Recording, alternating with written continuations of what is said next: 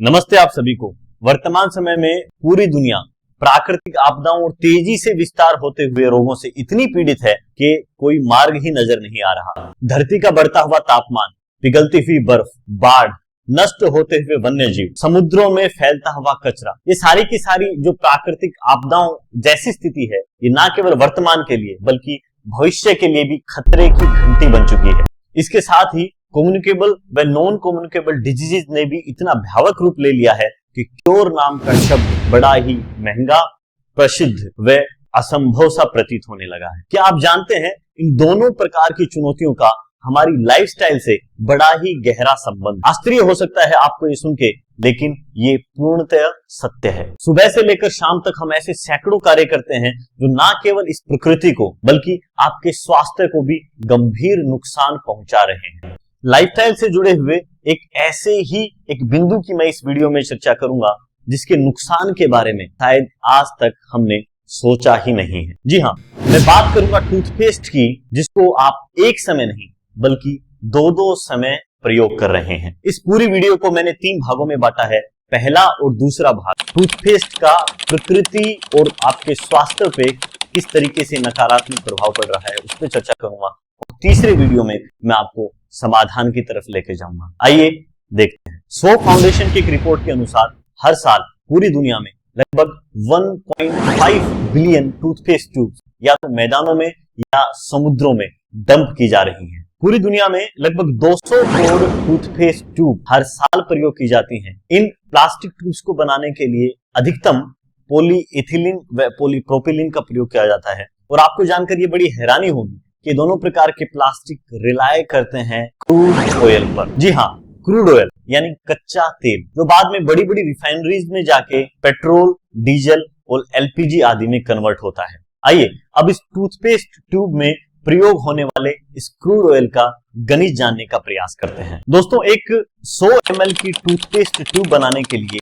लगभग 25 ml crude oil की आवश्यकता होती है। यदि हम हर साल पूरे दुनिया में बनाई जाने वाली 200 करोड़ टूथपेस्ट को 25 से मल्टीप्लाई करेंगे तो ये हुआ 500 मिलियन लीटर क्रूड ऑयल। ये 500 मिलियन लीटर क्रूड ऑयल केवल हमें टूथपेस्ट ट्यूब बनाने के लिए हर साल चाहिए। आप जानते हैं कितना तेल है? इतने तेल में आप 45 लाख किलोमीटर की यात्रा कर सकते हैं। और इतना ही नहीं, आप इतने तेल में दुनिया का कई बार भ्रमण कर सकते हैं। अब मैं दूसरे पहलू पर आता हूं। इन प्लास्टिक ट्यूब्स को बनाने के लिए एक्सट्रूजन मेथड का प्रयोग किया जाता है। इसमें पहले प्लास्टिक ग्रेन्युल्स को मेल्ट किया जाता है, उसके बाद में उसको शेप दी जाती है और फिर उसको ठंडा किया जाता है।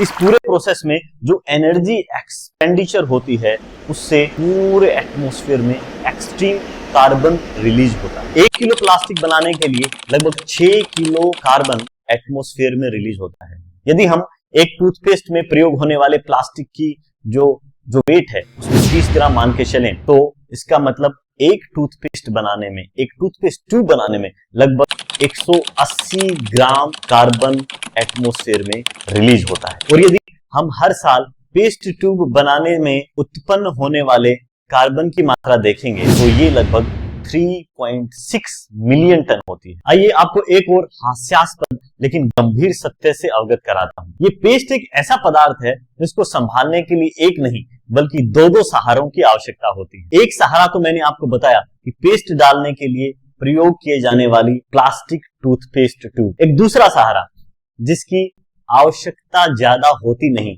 लेकिन फिर भी वो होता है। जी हाँ, आप सही समझ रहे हैं। मैं बात कर रहा हूं टूथपेस्ट ट्यूब बनने के बाद उसको पैक करने के लिए प्रयोग में आने वाले पेपर कार्टून बॉक्स की। आइए अब इस पेपर कार्टून बॉक्स से पैदा होने वाले पोल्यूशन का गणित समझते हैं। पेस्ट को पैक करने के लिए जिस कागज का प्रयोग किया जाता है उसका वजन ऑन एन एवरेज लगभग 12 ग्राम होता है। अब हर साल लगभग 200 करोड़ पेस्ट प्रयोग की जाती हैं। इस 200 करोड़ को यदि हम 12 से मल्टीप्लाई करेंगे तो ये लगभग आएगा 240,000 टन। और क्या आप जानते हैं कि 240,000 टन पेपर उत्पादन के लिए लगभग हर साल 40 लाख पेड़ काटे जाते हैं। और कमाल की बात यह है कि इस पेपर बॉक्स का कोई विशेष प्रयोग भी नहीं है। कंपनियां केवल अपने उत्पाद को सुंदर दिखाने के लिए प्रकृति का, पर्यावरण का इतना नुकसान करती हैं। वो इतना ही नहीं, इन बॉक्स को तैयार करने के लिए, शेप देने के लिए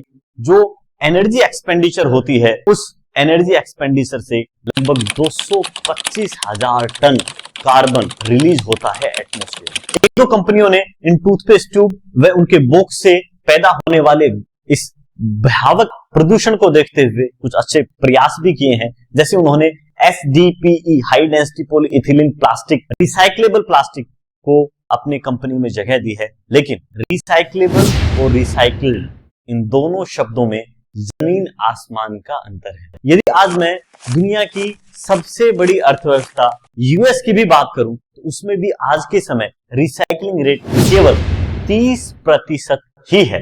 भारत जैसे देशों में प्लास्टिक को रिसाइकलिंग करने के काफी प्रयास किए जा रहे हैं, लेकिन यूएस की इस 30% वाली रिसाइकलिंग रेट तक पहुंचना अभी बहुत ही ज्यादा कठिन नजर आ रहा है। यदि हम मान भी लें कि पूरी दुनिया इस रिसाइकलिंग रेट को फॉलो करेगी, लेकिन फिर भी बचे हुए 140 करोड़ पेस्ट ट्यूब और उसके बॉक्स से उत्पन्न होने वाला प्रदूषण प्रकृति को इतना नुकसान पहुंचाएगा जिसको हम शायद ही गंभीरता से समझ पाए। अगले 2 वीडियो में मैं टूथपेस्ट का पूरा एनालिसिस और सॉल्यूशन आप सबके समक्ष रखूंगा।